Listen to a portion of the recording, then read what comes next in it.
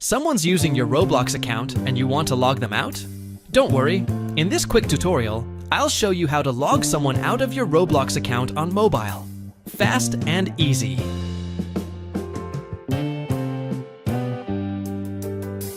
First, open the Roblox app on your mobile device.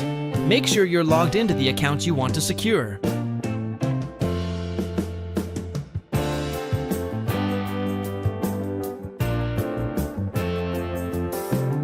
Now, tap on the three dots at the bottom right corner of your screen. Scroll down and tap on Settings.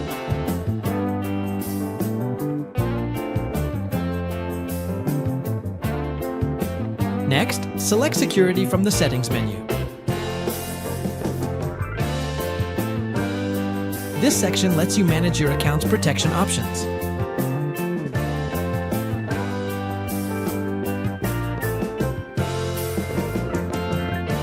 Here you'll see an option that says Log out of all other sessions.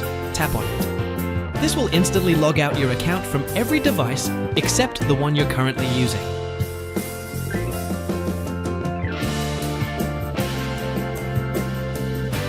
To keep your account safe, enable two-step verification.